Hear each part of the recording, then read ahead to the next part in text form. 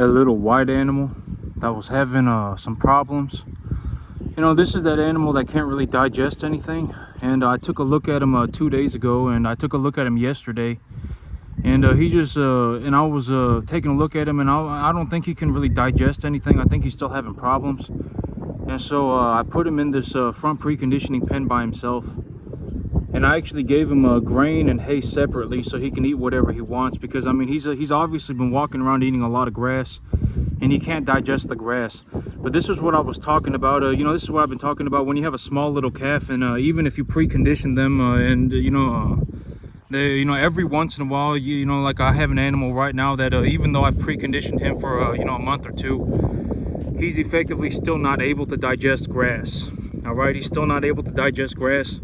And I've been picking up on that, and so I got him. I just got him put away in the preconditioning pen. I just said I'm just gonna leave him in there for probably 2 weeks, and I'll just feed him. I'll just feed him, you know, appropriately. I will give him the feed that he needs to develop properly. And so this morning I actually went and got a lot of the animals a respiratory booster. I got a couple of animals steered, and then I gave them all their shots. And so I'll take y'all to the back right now to go take a look at the grass, because yesterday I was talking about the grass, and I was saying that the feed values of the grass are effectively about as good as a decent quality hay. And right now I got these animals on this grain pellet. I got them on this grain pellet. But this is also you know, the good idea of having a grain pellet is that the animals, when they eat this kind of stuff, you see how there's chunks of corn in it, and it's all ground up and it's all mashed together. They can't sort this stuff out, right? They can't sort it out. When they eat this stuff, they're effectively just eating all of it at once, right? So that's the big benefit. They can't sort anything out. And so you can take a look at the manure. The manure is looking good, right? I got a couple of good looking manure patties, and you know, the manure is not clumping up real hard. I do have a little bit of manure out here that's clumping up a little bit, but this is what the grain pellet looks like. And so we'll go and take a look at the hay in the back. And this is also why I didn't fertilize my field yesterday. I just took the money and I went and bought some more cattle, because I don't need to fertilize this. I can still supplement this. I mean, this is some of the grass in the front part, but the grass in the back. And I don't know if y'all can see it on the camera from over here, but I can actually see that the grass is up to the animal's chest, even from up here. And so we'll go take a look at the grass, and I'll show you why I didn't fertilize the field and why I am supplementing the grass the way that I am. And so we'll go take a look at it. But the two new cattle that I brought in yesterday, I took them to the vet this morning. I got them temp checked. I got their temperature checked, and their temperatures, they're not running hot. And so I went ahead and just gave them their vaccinations, and I just cut them loose, because they weigh 450 pounds. And you know, by the time they weigh about 450 pounds, you don't really need to worry about them just flat out not being able to digest food. Like that small little white animal that I have in the front, he probably still weighs like 300 pounds, okay? And he's still having difficulty digesting food. He's not able to digest this quality of a grass. Even when I supplement him with the distiller grains and supplement him with grain, he's still having troubles digesting the feed. And so I just went ahead and I put him up in the front preconditioning pen by himself. And I'll be feeding him appropriately so that his rumen begins to develop. But we'll go back and we'll take a look at the grass. But this is the grass in the backfield, okay? You know, and this is what I mean by the grass is effectively just maybe a decent quality hay. I would say that the protein values for a grass like this, okay, but depending on the type of grass that you're growing, if you're growing an annual forage, that annual forage will have usually will have higher feed values than a perennial forage. So if you have something like a Bermuda grass, that Bermuda grass, if you have something like a, you know, coastal or something like that, the feed values of that grass will generally be lower than an annual forage. And so the whole thing about this whole thing is, like, if you want to take you know, if you want to take information like on a moment to moment basis, the way that you can do that is to check the manure quality of your animals, okay? Is to check the manure quality of your animals. If you check the manure quality of your animals, you will be able to see, you know, just what's going through your animal, okay? And I've already said the whole idea is if you legitimately want to figure out how much your animals are eating, how do you do that, right? You get a total mixed ration type pellet. You get a total mixed ration type pellet. Usually you were talking about 14% protein or so.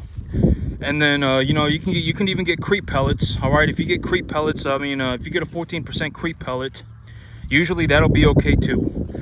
You just feed them until they stop eating. All right, you feed them until they stop eating. If you start at noon on one day until noon the next day, you just keep feeding them. You just keep feeding them, and then when they stop eating, that's how you know how much your animals will eat. Okay. And so, but this is the quality of the grass that I have right now. This is the grass that I have right now. The grass is about maybe about up to my thigh. But the further that I go to the back, the taller the grass gets. And so, you know, this kind of grass, and you can tell it's about a halfway through seeding, right? I mean, it's still halfway through seeding. The grain heads haven't fully developed, but the grain heads are starting to fatten up. And so this kind of a grass is maybe halfway through flowering. And the grass is about up to my thigh. And the further that I go into the back, the taller the grass gets. And so when I take a look at this grass, this is an annual forage, okay? This is an annual forage. It is not a perennial. When I take a look at the quality of the grass that I have right now, this is effectively just a medium quality hay. All right, and maybe the you know, maybe the protein values are maybe at about 10%. All right, and the digestibility, I mean, is probably like 55-60%. And so with a grass like this, I supplement it with a little bit of a distiller grains. Okay, with a grass like this, I supplement with a little bit of a distiller grains, and I also give them a little bit of corn. And, you know, I give them about 0.4% of their body weight a day in corn, and then I give them about 1/4% of their body weight a day in distiller grains. And my animals are doing good on that so far. And as I progress, you know, just keep an eye on their diet. I will probably increase the amount of distiller grains that they're getting in their diet. But you can actually see how tall the grass is when you look at the animals from here. The grass is about halfway up on the animal, right? I mean, the grass in the back, it's effectively 2.5-3 feet tall. And this kind of a grass, you know, I've decided that I will supplement it with a distiller grains and a corn. All right, that's what I've decided that I will do, because all of this stuff, I mean, the animals can still eat it. Granted that I have one animal that is having difficulty digesting the food, right? I have that animal separated. But the rest of the animals, they can eat this stuff, okay? They can eat this stuff, and I can supplement it. All right, I don't have to feed a total mixed ration type pellet. You know, I can just give them a little bit of distiller grains and a little bit of corn. And so all of these animals, they're all effectively good to go. These animals that I have out here, they've effectively all gotten at least 2 doses of a respiratory vaccination. They've all been dewormed, and you know, they've all had a shot of Covexinate. A majority of these animals have had 2 shots of Covexinate. Some of these animals have only had 1, but I don't exactly remember, you know, but I would say 2/3 of these animals have had at least 2 shots of Covexinate, at least two doses of a bovine respiratory vaccination, and at least 1 dose of a dewormer in the last 3 months, in the last 2 months. And so, you know, these animals, you know, and about 30% of them also have had a 3rd shot of a respiratory vaccination. So I don't have any sick animals right now, okay? I don't have any sick animals right now. I have 1 animal that's having difficulty digesting the feed, but the rest of the animals are doing okay. All right, the rest of the animals are doing okay, and they probably will continue to do okay. As of right now, I would say that this herd is stabilized. All right, I would say that this herd is stabilized. If I legitimately felt like, you know, leveraging against these animals, I could. All right, you know, but the whole thing about my situation right now is that I'm looking to effectively clear out debt, right? I'm effectively looking to take the animals that I have on my lease property, and I got about 4 animals here that'll be going to market, and then I'm just gonna take that money, I'm gonna clear out all my debt, and then when I re-leverage myself, I'm also looking to buy a new piece of land. All right, I'm not looking to just buy a bunch of more cattle. Because here's the thing, okay, if I don't buy more land, let's say I don't buy more land and I just take my money and I re-leverage myself, over the next about 3 months, I would have to purchase about 140 cattle, maybe about 150. All right, and where am I going to put 150 cattle? All right, where am I going to put 140 cattle? And so, but you can actually barely see that calf. But the grass is effectively up to about the chest of the animal. Y'all see that right there? Y'all can kind of see that. There you go. I zoomed it in. But y'all can see that the grass is about 2 or 3 feet tall, and the grass is all effectively started to go to grain. You can see the grain heads on it, and the grain is about halfway developed. And so when I take a look at this, the feed values of this grass, I mean, we're probably talking about 10% protein and about 55-60% TDN. If I give them about 1/4% of their body weight a day in distiller grains and about 0.4% of their body weight a day in corn as a supplement, they're doing okay on it. I'm actually looking to raise the amount of distiller grains in their diet just a little bit, and I may and just keep the amount of corn steady. So I'm looking to raise the amount of distiller grains very steadily. I don't want to give my animals acidosis. Distiller grains has a lot of sulfur in it, and it has a lot of energy and a lot of protein in it. But these animals, they're all effectively stabilized. They've had multiple shots of vaccinations. I mean, they probably had, a majority of, or all of them have had at least 2 doses of a bovine respiratory vaccination. At least 2 doses. All right, every single last one of these animals have had at least 2 doses of a respiratory vaccine. Every single last one of these animals have had at least 1 shot of Covaxin 8, and a majority of them have had 2 shots of Covaxin 8, and all of them have been dewormed. But I was taking a look at this, and I think that somewhere in my herd I have 3 animals that did not get dewormed, but I forgot who they are. That was my bad. I forgot. I just kind of got lost in the sauce. I think it was some of the animals that I had in the front. 3 of the animals that I had in the front haven't gotten dewormed, but I just kind of got lost in the sauce, and I forgot who they were. And so, all of the other animals have been dewormed. All right, at least once. Well, all of them have been, except for 3. I forgot the 3 that I didn't deworm. But these animals are effectively now stable. All right. I would consider this a stabilized herd. I talk about this idea of a stabilized herd and an unstable herd. If I have when I have animals like this, which I have, I have 46 animals like this right now, I would be willing to leverage against them. All right, I would be willing to do it. Am I going to do it right now? No, I'm not. All right, no, I'm not. Why would I do that? If I did that, I would have to go and purchase like 40 animals tomorrow. All right, so I'm not going to leverage against them, but I'm just saying I would. All right, I would. All right, but if I did that, I would have to go and purchase like another 40 animals. And where am I going to put 40 animals, right?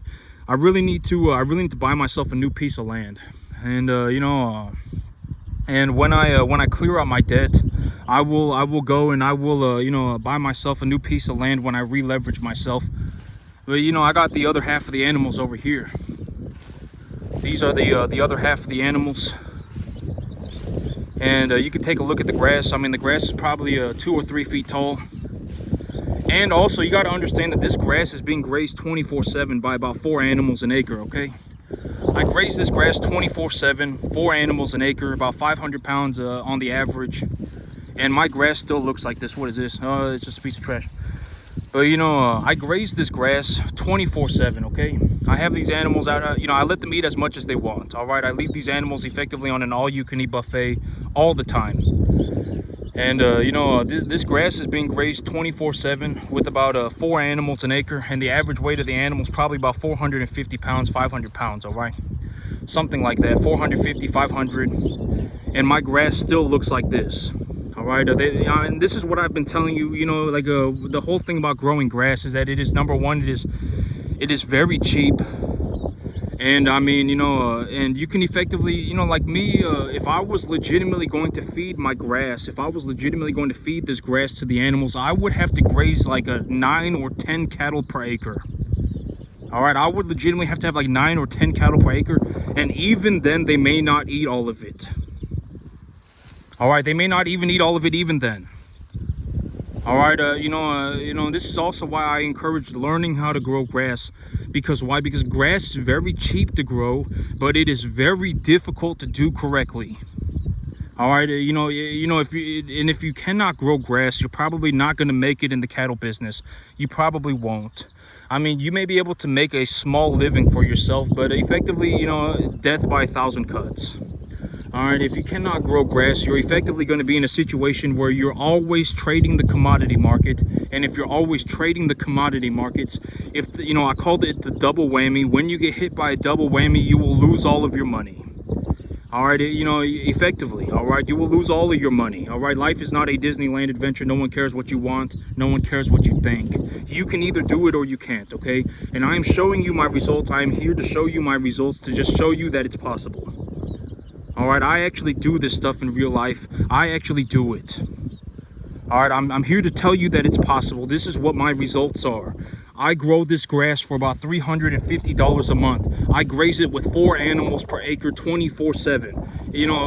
For me to run a 10.5 acre field, I can run about 100 to 140 cattle a year on a 10.5 acre field, no problem. All right, I run them 35 at a time. I run them 35 to 40 at a time. And I run a 2 to 3 lot of cattle a year. All right, I start off the year with 45, and then I'll probably run another 3 lot of animals. All right, I start off the year with 35, and I'll run another 3 lot of animals through here. All right, and that's the big idea, okay? And on a 10.5 acre field, it cost me about $350 a month to grow this grass. I graze the grass 24/7 with about 4 animals per acre, 500 pounds on the average, and my grass still looks like this. All right, this is effectively what it looks like when you are, in the very, very, very, very, very top percentiles of farming. All right, once you actually learn how to farm, and once you actually learn how to actually do all this stuff, and you can actually do it for yourself, this is more or less what you can do, okay? This is more or less what is possible. Because the thing about me is that I will just give you, I will tell you, I will show you what's possible, okay? When you take a look at my situation, I am effectively in like borderline like what in the world type situation, all right? Because it's like, I effectively out-earned the entire US economy, the whole thing, starting myself a cattle ranch on a 10.5 acre field, okay? I effectively out-earned the entire US economy, effectively everybody, starting this cattle ranch on a 10.5 acre field by myself.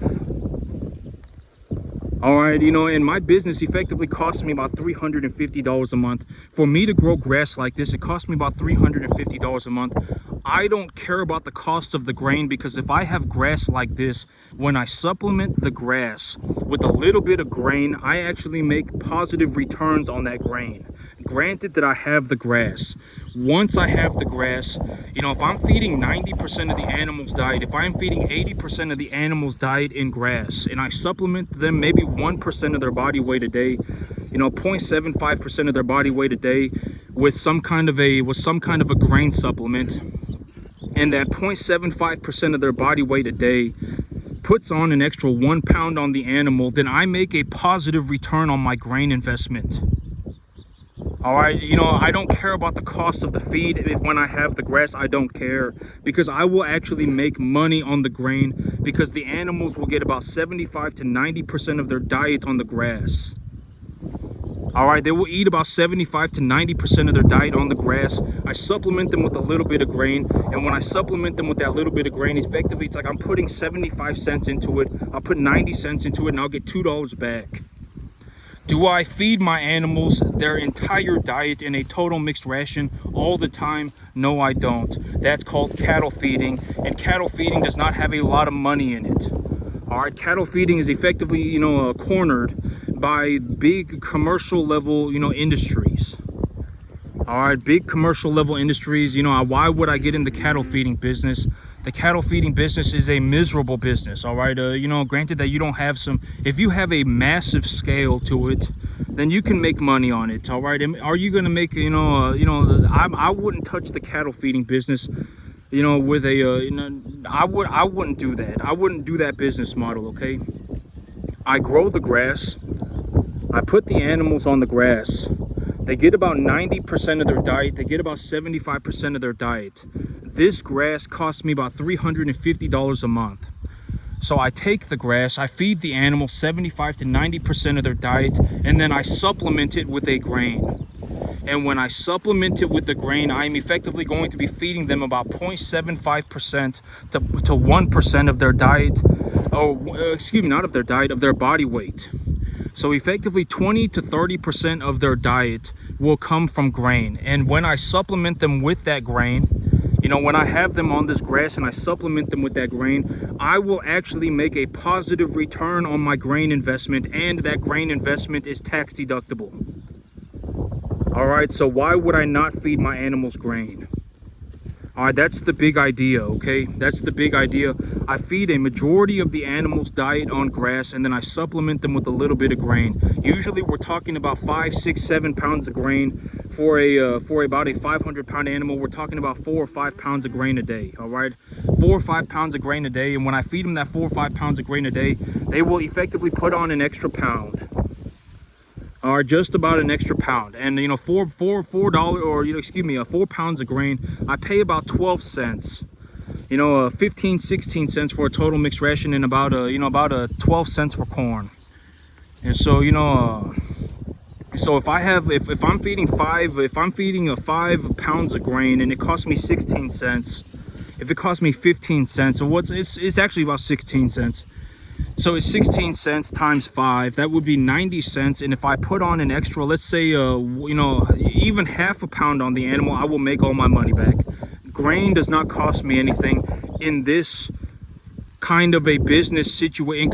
In this situation, grain does not cost me anything, okay? You have to understand, I'm not saying that grain does not cost me anything and that you should just buy a bunch of animals and feed them grain. I'm not saying that.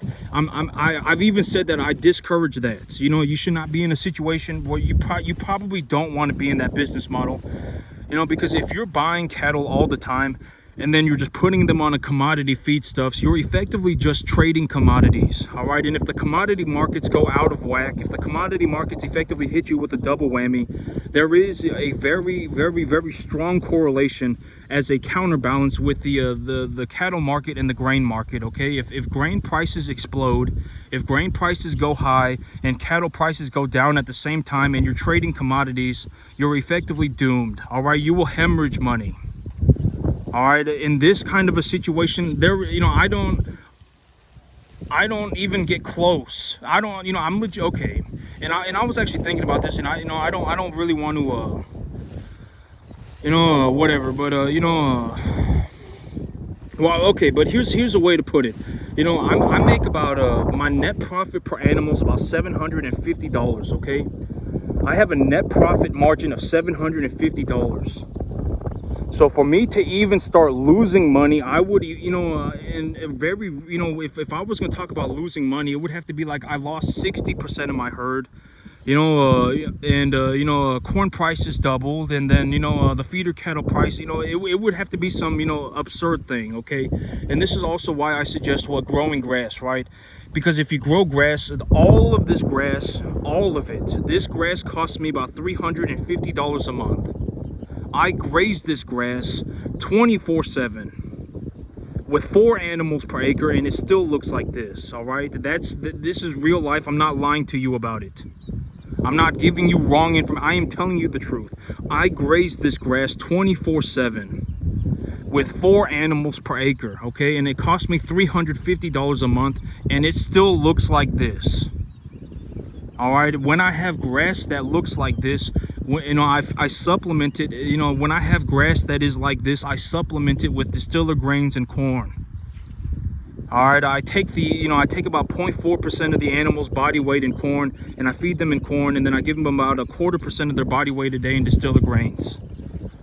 All right, and you know, but that's the feed that I have these animals on, and I have them all on a bunch of medication too, okay? I gave them all a bunch of vaccinations. I don't have a bunch of antibiotics in the animals. I don't really you know, I give them a metaphylaxis dose when they first get here, and then you know, if the animals are showing signs of illness, I give them a dose of antibiotics. But other than that, I don't really I don't feed antibiotics or anything else like that. But you know, right now the whole situation, okay, but you know, but that's the thing is, you know, like actually these animals will probably go up to the front and eat some grain. But when I have animals like this, you know, when I have animals like this, I would effectively, you know, I would be willing to leverage against them, okay? I would be willing to do it. Am I going to do that right now? No, I'm not, all right? Because if I leveraged against my animals right now, I'd have to, I would have like 80 cattle. Okay, I would have like 80 cattle, and I don't really, where am I gonna put another 45 animals? But these animals, I would be willing to leverage against them. I'd be willing to do it. They're effectively stabilized. I would say that the average weight on the herd is about 450, 500. They'll probably continue, and this is how much feed stuffs that I have, right? I have a lot of feed stuffs. I have a lot of feed. I don't have to pay any more for the feed. I already have it. And in this scenario, I would be willing to leverage against my animals, all right? When something like this happens, I would be willing to leverage against my animals. Am I going to do it? No, I'm not. Not right now, because if I did that, it would, I would end up with another, I'd have to go and buy like another 45 animals, okay? And I don't really want to do that right now, all right? But I would be willing to leverage against these animals. They're all effectively squared away. They've all been dewormed, multiple shots of a bovine respiratory vaccination, multiple shots of Covexinate on a couple shots of Covexinate on the majority of them. They've all been dewormed. They're all eating properly. I don't have any signs of illness in the herd. All of the animals are effectively just okay. They're showing signs of just doing okay. They're stable, and I would believe that, I would reasonably anticipate that a majority of this herd will continue to be profitable for about the next 4 or 5 months, okay? These animals will probably continue to produce me a profit 4 or 5 months. And if I just leveraged against the number, and all of these animals have effectively, a majority of these animals have been here for at least 2 months. All right, a majority of these animals have been here for at least 2 months. And during those 2 months, they went up in value, right? They went up in value over those 2 months. And I would anticipate that over the next 3 or 4 months, they continue to go up in value, and they will go up in value profitably because of my feed situation. I have a massive amount of feed, right? I don't have to pay any more for it. Even if I had to pay for it, it would cost me $350. All right, and I would be able to feed all of my animals. All right, so in this scenario, I would be willing to leverage against the number of animals that I have, because I have an unrealized gain value in the animals already, and I have a potential gain, right? I foresee that I will logically continue to produce a profit on the animals for another 3 or 4 months. That unrealized gain will be the safety buffer for my balance sheet. And if I leveraged against just the number of animals that I have and not against the unrealized gains, my balance sheet would be leveraged under 1 for 1. All right, that's the big idea. I would leave the unrealized gains in the animals. I would leave the unrealized gains, and then I would leverage against the number of animals that I have. I would be willing to do it, but right now, I'm not going to do it, because I am going to clear up all of my debt. I will clear away all of my debt, and then I will re-leverage myself.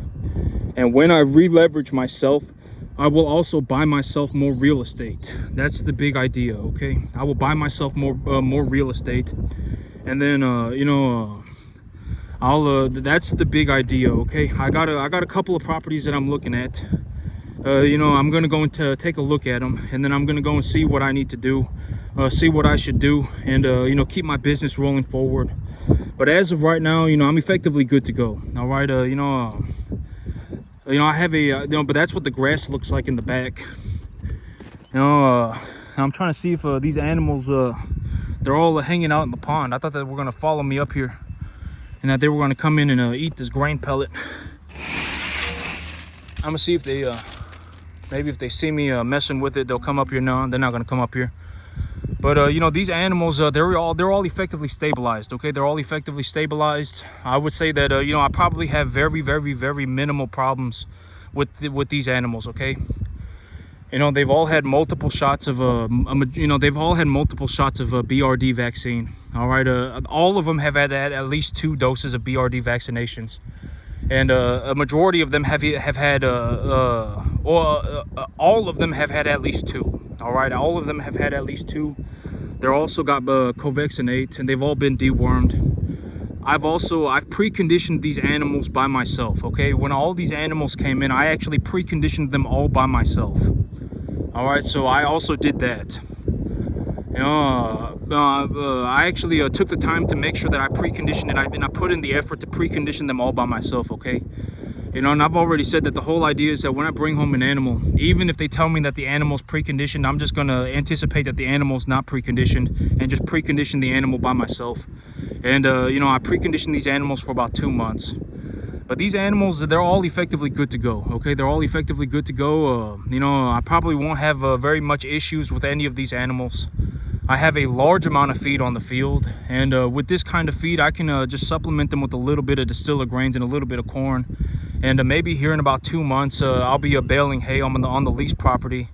And either I'll bring the hay over here, or I'll sell it for a small profit and just take the profit and buy myself some total mixed ration grain, and then just you know, just keep my business rolling forward. But you know, and when so the whole thing about this whole thing, you know, all right, you know, and I know, and this might sound whatever, all right, oh my god, first world problems, but you know, the thing about, but you know, and I've already spoken of it, like, if you actually take a look at what I'm doing, I effectively have some of the best results that you can ever imagine, okay? And this was not some magical adventure. I mean, you know, and you got to think about it from a very just a reasonable perspective.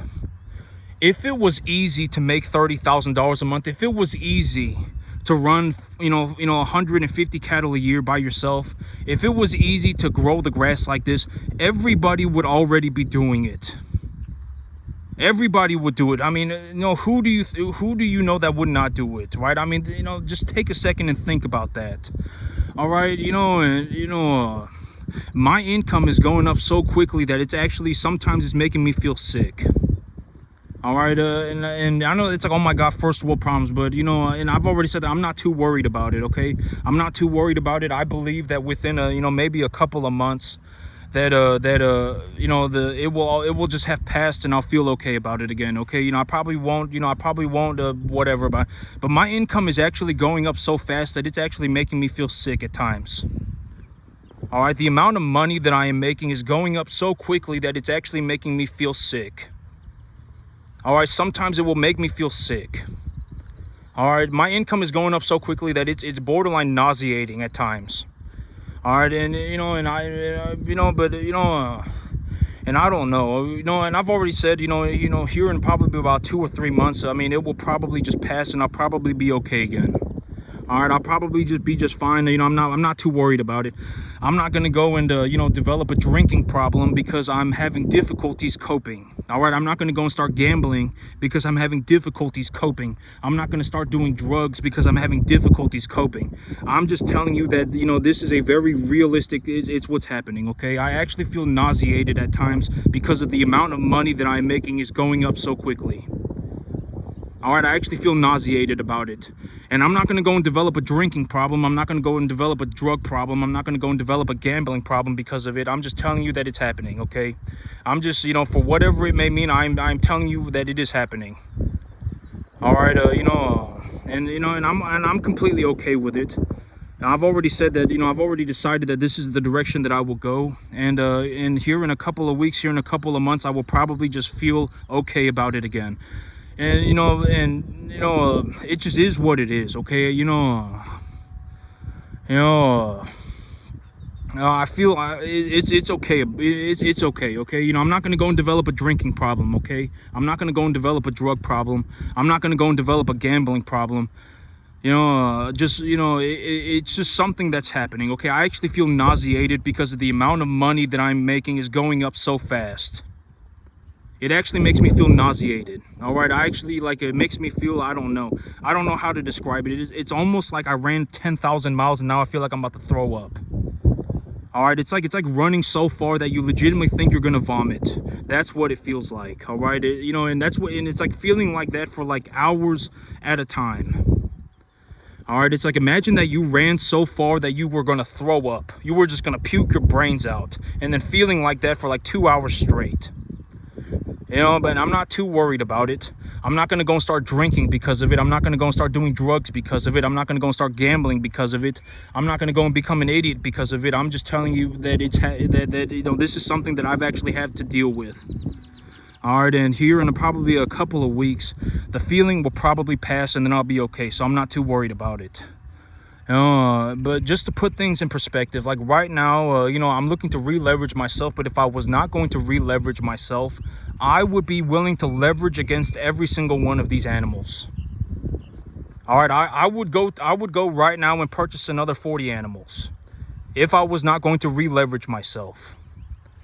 All right, this is what I would consider a stabilized herd. These animals have effectively been stabilized. I brought them in very high risk and then I stabilized them. When these animals are like this, oh, well, the average weight of my animal is probably about 450, 500 pounds. I've already had them here for about 2 or 3 months on the average. I will probably have them here for another 2 or 3 months on the average. When I appraise the value of my balance sheet and how much the animals have gained over the last 2 months and over the last 3 months, and then I take a look at how much they will gain in the next 2 or 3 months, that is the unrealized gain, right? A portion of that has already been made and a portion of that will be made in the future. That's the big idea. The animals are effectively stabilized. I'm not really too worried about any of these animals. Knock on wood, I do take care of my animals. If my animals look like they are going to get sick, I will give them a shot of antibiotics, all right? But I'm more or less, these animals are stable. Okay, they're stable. They're they're not high risk. All right, and so in this situation, in all reality, I would be willing to leverage against all of my animals right now. I would not leverage against I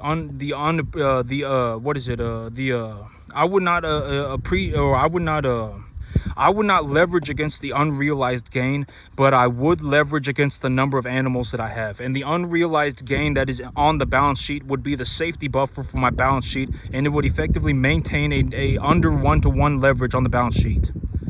All right, and if I ever start getting close to a 1-to-1 leverage on my balance sheet, I will stop leveraging. It's very simple, right? If I take a look at my balance sheet and I'm like, oh, my balance sheet is starting to go negative.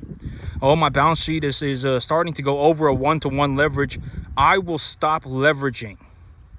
All right, I will stop leveraging, and then I will appreciate the value of the animals that I already have. And once the balance sheet goes into the positive, and then I will take a look at it all again. All right, take a look at it. How many animals do I have? How much debt do I have? How many of my animals are stabilized? What is the average weight of my animal? What average weight did I bring them in at? What is the unrealized gains that I have on my balance sheet? And how long do I believe that these animals will continue to be profitable? And then I will determine how much debt I should take. Then I will determine how much leverage I should take. All right, that's how I do things. Okay, it's not, I do, it's once you, okay, and I demonstrate this idea in as many ways as I can, right? I mean, cattle are a global commodity. Cattle are a global commodity. If you want to appraise the value of cattle, how do you do that? If you want to get a very realistic way of looking at it, how do you do that? You either go on, okay, one way that you should probably know how to do this is go on the stock market and look it up. Cattle are a global commodity. If you go on the stock market and look it up, you can find out the price of a feeder cattle animal on the stock market. And the second way to do it is to go to the sale barn and then just sit at the sale barn and just watch for an 800-pound animal. When they run an 800-pound animal, a steer, right? Not a bull, not a longhorn, a number one type commodity animal. And how do you know it's a number one type commodity animal? When somebody pays roughly the feeder cattle price for that 800-pound animal, that is how you know. All right, if you have it, if you're at the sale barn and they run out an 800-pound steer and somebody in the feeder cattle market is sitting at $295 and someone pays $285, $290 for that animal, that is a number one type animal. Okay, that is what a commodity animal looks like. Okay, if you have an 800-pound steer, a commodity type animal, somebody, at that sale barn will probably pay commodity prices for that animal. All right, that's how you know what a number one type animal is, okay? And that's how you know, okay? It's not rocket science. And I've already said that in my local area, there are effectively 4 major breeds for the number one type commodity market. Number 1 to 1.5 type. If we're going to talk about number 1, we're effectively talking about like Angus and black whiteface and Smokies and stuff like that. But if we're talking about the 4 major beef breeds, all right, number 1 and number 1.5 type. If we're talking about like Brangus animals, like this right here, this is a Brangus animal. This is a Brangus animal. And how do I know it's a Brangus animal? Well, take a look at the animal. It looks like an Angus crossed with a Brahma, right? He's got big old ears on him, and he looks like an Angus animal. This is a Brangus animal right here, okay? This isn't rocket science, all right? It's not rocket science. It's not complicated. There are 4 major beef breeds in my area: the Angus, the Brahma, the Charolais, and then the Hereford. Okay, those are effectively the 4 major breeds. If you go to the sale barn and you take a look at a Corriente animal, or if you look at a Longhorn animal and you go, oh my God, this Longhorn animal must be an Angus, you're an idiot. Okay, I don't know how you messed that up. If you go into the sale barn and you see some brindle calf and you think that, oh my God, this brindle calf is a Hereford, then you're an idiot. I don't know how you messed that up. I mean, it's not rocket science. Go on the internet and look up a picture of an Angus animal. Go and look up a picture of a Hereford animal. Go and look up a picture of a Charolais animal, and then go and look up a picture of a Brahma animal. Okay, they're not hard to. It's not hard to understand what your animal is. Okay, and if the animal does not look like any one of those, and this is just for my local area. Okay. If you live in some area where you have straight long strings of straight number 1 type cattle, maybe even 1+ type cattle, there are some, like if you go up north, where especially you have smaller, volumes of cattle. If you have less cattle, but the cattle are of higher quality, and you are next to like an ethanol plant, then there's a very realistic possibility that you may even have 1+ type cattle. And if you have 1+ type cattle, it's different. All right, I'm saying in my local area, there is a massive number of cattle. Massive number of cattle. That's one of the big benefits of my local area. Massive numbers of cattle. Very, the land here grows grass effectively. 7 to 8 months out of the year. I don't need any irrigation equipment. I graze my grass at like 4 animals per acre, and my grass is still up to my waist. All right, and there are massive numbers of cattle in my area. Massive. I could legitimately go to a sale barn 6 days out of the week, every day except for Sunday. All right, if I just drove in a 2-hour circle, I could go to a sale barn every day of the week. All right, and there are just a massive number of cattle in the area. There's a massive number of cattle in my area. Our land isn't very expensive. Our land is actually kind of cheap. Our land grows grass 7 to 8 months out of the year. And those are what are some of the negatives, right? I don't have any groundwater. I don't hardly have any groundwater anywhere. Our corn is more expensive than the commodity average, and our summers are blazing hot. All right, our summers are blazing hot. That's also a very, very, very difficult thing to deal with in the summer. You get a lot of dust, and it just turns very, very, very hot. And when you have a number 1 type animal like an Angus, I mean, they're gonna burn up in the sun real bad. And so that's also that's also a difficult thing. But our corn is expensive. We don't really have any groundwater, stuff. There are negatives for the area too, but we have large positives for this area. All right, I can effectively buy cattle 6 days out of a week. I can, there are massive numbers of cattle in my area. Our land grows grass effectively, borderline almost to near optimal performance for about 7 to 8 months out of the year. And it costs me about $350 to grow enough grass. It costs me about $350 a month to grow enough grass to feed. I feed my animals at I graze my field at 4 animals per acre, 500 pounds on the average, 450 pounds on the average, and my grass is still up to my waist. All right, that's effectively what I'm talking about. All right, and when I take a look at it and I take a look at my whole situation, I'm actually making such a massive amount of money in the cattle business that it is almost making me feel nauseated. All right, legitimately, it almost makes me feel like I want to throw up sometimes. All right, and I'm not too worried about it. I sat there and I thought about it, and I said, you know what, here in a couple of weeks, the feeling will probably pass. It just feels like that's what it honestly feels like. It doesn't feel like, I don't know, it doesn't feel like anything. It legitimately feels like I ran so much that I'm going to vomit. And it feels like imagine feeling like that for like 2 or 3 hours straight. All right, that's what, but I'm not too worried about it. I'm sure that, within a couple of weeks, I will feel okay about the whole thing again. All right, I'm not too worried about it. I'm not going to go and start doing drugs because I'm having difficulty coping. I'm not going to go and start gambling because I'm having difficulties coping. I'm coping just fine. All right, I'm not gonna go and start, drinking heavily because I'm having difficulties coping. All right, I sit in my room and I think about it. All right, and and it's probably happening because it just is what it is, but I'm okay with it. Okay, I'm all right with it. I'm not whatever about it. I'm not gonna go and sell my soul to the devil because whatever. I've already decided this is the direction that I will go. I will make myself more money, and then and then I'll figure it out. All right, and that's it for me today, YouTube. Y'all have a good one.